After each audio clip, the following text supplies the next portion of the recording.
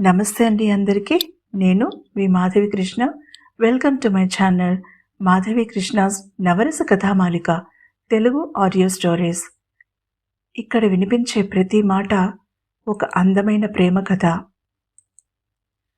నీ మీద నాకు ధారావాహిక ఎపిసోడ్ 61.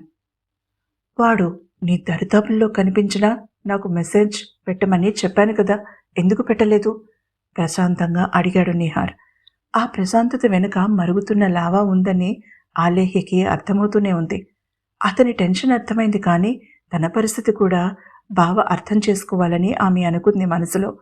అందుకే అతని కోపాన్ని ఫేస్ చేయడానికి సిద్ధమైంది. అతను తన కోపాన్ని అదుపు చేసుకోవడం కోసం లేచి నిలబడి గిన్నెలని సింక్లో సర్దేశాడు. ఆమె లేచి టేబుల్ని నీట్గా తుడిచింది. సింక్లో గిన్నెలు గబగబా శుభ్రం చేసింది. అతను ఆమెనే పరిశీలనగా చూశాడు. సమాధానం చెప్పలేదు. కొన్ని నిమిషాల తర్వాత రెట్టించాడు ఆమెని. ఆమె తన భుజం మీదుగా అతన్ని చూసింది. బుల్లిబావకి చెప్పాను, నీకు మెసేజ్ అందలేదా అడిగింది. నిన్ను నాకు డైరెక్ట్గా ఇమ్మన్నాను అసహనంగా అన్నాడు. ఆమె మెల్లగా అతని వైపు తిరిగింది. సారీ, బుద్ధిగా తప్పు ఒప్పేసుకుంది.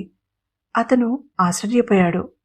ఆమె మౌనంగా స్టవ్ దగ్గరికి వెళ్ళి ఫ్రెష్గా డికాషన్ తీసి అతనికి బ్లాక్ కాఫీ కలిపించింది. అతను మౌనంగా అందుకున్నాడు.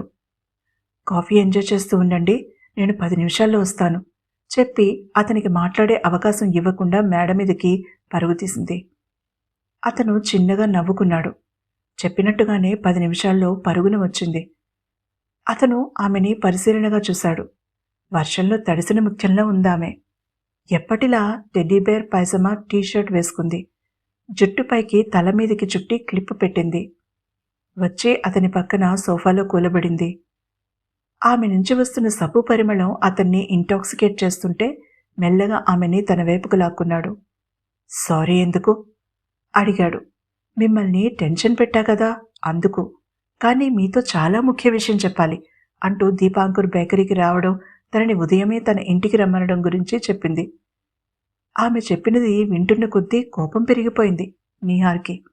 వాడు చాలా డేంజరస్, ఒంటరిగా వద్దు ఖచ్చితంగా చెప్పేశాడు.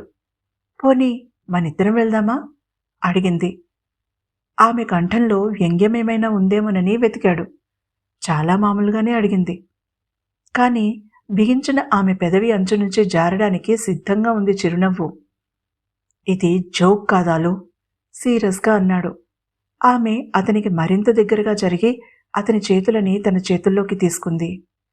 అలసిన మనసు, శరీరం అతని సాన్నిధ్యంలో సేద తీరుతుంటే అతని భుజం మీద తలవాల్చి కళ్ళు మూసుకుంది. థ్యాంక్ యూ చెప్పింది. అరగంట తేడాలో ఒక సారీ, ఒక థ్యాంక్ యూనా? ఆమె ముంగురులు సవరిస్తూ అడిగాడు. అలసిపోయి వచ్చిన మనిషికి వేడివేడిగా వండి పెడితే ఎంత బాగుంటుందో రుచి చూపించారు. ఇలా నా పక్కన మీరు కూర్చుంటే చాలు, బాధ టెన్షన్ చేత్తో తీసేసినట్టుగా మాయమైపోయాయి. మీరు దూరంగా ఉంటే నాకు నచ్చదు చెప్పింది. ఆ నిశ్శబ్దంలో హస్కీగా ఉన్న ఆమె కంఠం అతన్ని ఏవేవో లోకాలకి తీసుకువెళ్తుంటే కొన్ని క్షణాలు కళ్ళు మూసుకున్నాడు. నాకు కూడా నచ్చడం లేదాలు, ఎప్పుడెప్పుడు నీ కౌగిలిలో సర్వం మర్చిపోతానా అని ఉంది. కానీ బాధ్యతలు మనని దూరం పెడుతున్నాయి. ఈ సమస్యని పరిష్కరించాక మనం పెళ్లి చేసుకుందామాలు. నాకు నీతో ప్రతి క్షణం ఒక నార్మల్ లైఫ్ గడపాలనుంది. ఇలా దొంగచాటుగా పెద్దవాళ్ళకి తెలియకుండా చాటుగా నీతో గడపడం నాకు నచ్చడం లేదు. కానీ మరికొన్నాళ్ళు ఈ దాగుడు మూతలు తప్పవు. ముందు ఈ దీపాంకుర్ సంగతి చూద్దాం అంటూ ఆమె ఏం చెయ్యాలో చెప్పాడు. ఆమె శ్రద్ధగా వింది. దీపాంకుర్ని ఫూల్ చేయడం చాలా తేలిక ఆలో, కానీ ఎస్టేట్లో ఉన్న గుంటనక్కని నమ్మించడం చాలా కష్టం, ప్రమాదం కూడా అంటూ తన మేనమామ ధనుష్కోటి విషయం చెప్పాడు. ఆమె భయంగా అతనికి మరింత దగ్గరగా జరిగింది. భయపడకాలో, నేను నీకు ముందే చెప్పాను, నీ నీడను కూడా తాకనివ్వను ప్రమాదాన్ని. ధ్రువ్ కానీ నేను కానీ తప్పక నీ చుట్టుపక్కల ఉంటాం.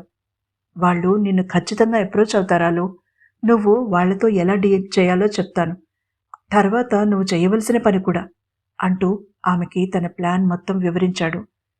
అంతా విన్న ఆలేహ్య నిహార్ వైపు ఆశ్చర్యంగానూ అబ్బురంగానూ చూసింది. నువ్వు వాళ్ల ప్లాన్కి ఒప్పుకున్నాక వాళ్ళు నీకు మరొక ముఖ్యమైన పని అప్పగిస్తారు. వాళ్ళకి అనుమానం రాకుండా నువ్వు ఆ పని చేయవలసి వస్తుంది.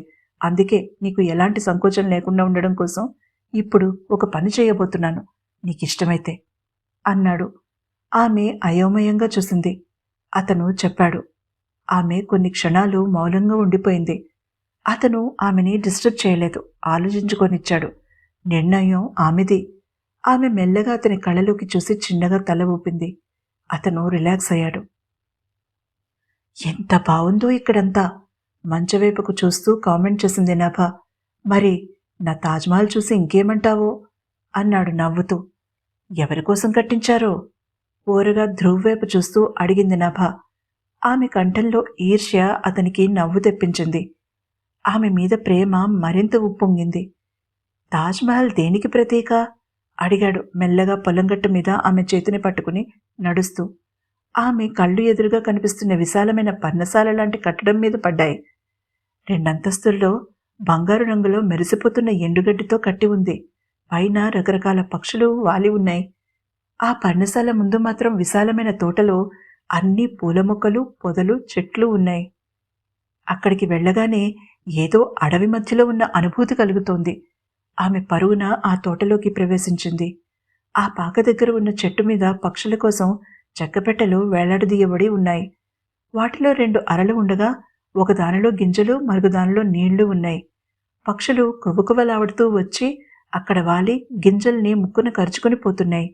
దూరం నుంచి ఎగురుకుంటూ వచ్చిన ఆ చిరు ప్రాణుల దాహార్తిని తీరుస్తున్నాయి ఆ డబ్బాల్లో పోసిన నీళ్లు. అవి తమకి బాగా అలవాటన్నట్టుగా పరుగున అక్కడికి వచ్చిన నభని తమ కిలకిలారావాలతో స్వాగతించాయి. ప్రేమకి చిహ్నం తాజ్మహల్ అతని వైపు చూసి చెప్పింది. ఆమె గుండె అడవి గుర్రల్లా పరుగులు పెడుతోంది. ఎవరికోసం కట్టాడు ఈ పర్ణశాల? తమన్నా కోసమని చెప్తాడా? ఆమె నుదుటి మీద చిరుచెమట బిందువులు అలుముకున్నాయి.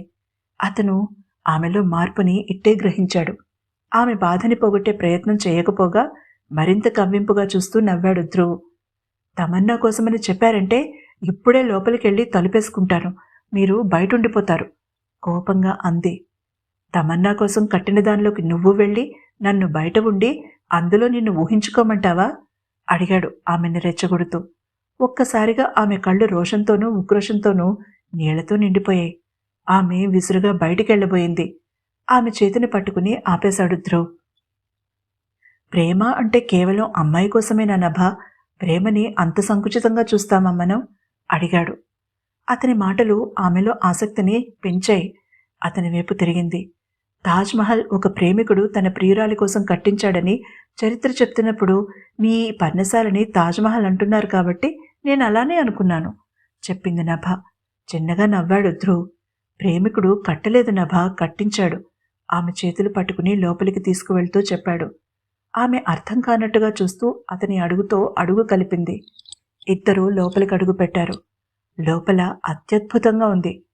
కింద 4 విశాలమైన గదులు, పైన మొత్తం బలమైన కర్రలతో కట్టిన విశాలమైన కారిడార్, అక్కడ మరొక 2 గదులు ఉన్నాయి. విశాలమైన కిటికీలలో నుంచి చల్లని గాలి లోపలికి వస్తోంది ధారాళంగా. ఆమె సుఖానుభూతితో కళ్ళు మూసుకుంది. తాజ్మహల్కి ప్రతి రాయి మోసుకొచ్చినవాడు తన ప్రేమ కోసం కట్టలేదు తాజ్మహల్ని, వేరొక వ్యక్తి ప్రేమని అజరామరం చెయ్యడం కోసం కష్టపడ్డాడు. నేను కూడా అంతే. నా ప్రేమ కోసం ఇది కట్టలేదు, నా కుటుంబం మీద ప్రేమతో కట్టాను. అమ్మ, నాన్న, బాబాయిలు, పిన్నులు, కొత్తగా పెళ్ళైన చెల్లి బావలలో ఒక్కొక్క జంట ఒక్కొక్క డేట్లో వాళ్ళకి కుదిరినప్పుడు ఇక్కడికి వచ్చి 2 రోజులు ప్రశాంతంగా గడిపి వెళ్తారు. ఫామ్ హౌస్ లాగా అన్నమాట. ఆ టైంలో వాళ్ళ ప్రైవసీని ఎవరూ డిస్టర్బ్ చేయరు. అలా తమ ప్రేమని ఎప్పటికప్పుడు ఫ్రెష్గా ఉంచుకుంటారు. నేను ఆర్మీ నుంచి మనసు విరిగిపోయి వచ్చిన తర్వాత ఆ బాధ మర్చిపోవడానికి ఈ పని పెట్టుకున్నాను. నా ప్రేమ ఫెయిల్ అయితే ఏమైంది? నా వాళ్ళు అనుకున్న వాళ్ల ప్రేమ తాజాగా ఉండాలి కదా అనిపించింది, అందుకే అన్నాడు ధ్రువ్. అతని మాటలకి స్థాణువై నిలబడిపోయింది నభ. తర్వాత ఏం జరిగిందో తెలుసుకోవాలంటే తప్పకుండా తర్వాత ఎపిసోడ్ని వినండి. ఈ ఎపిసోడ్ని లైక్ చేయండి, అలాగే నా ఛానల్ని తప్పకుండా సబ్స్క్రైబ్ చేసుకోండి.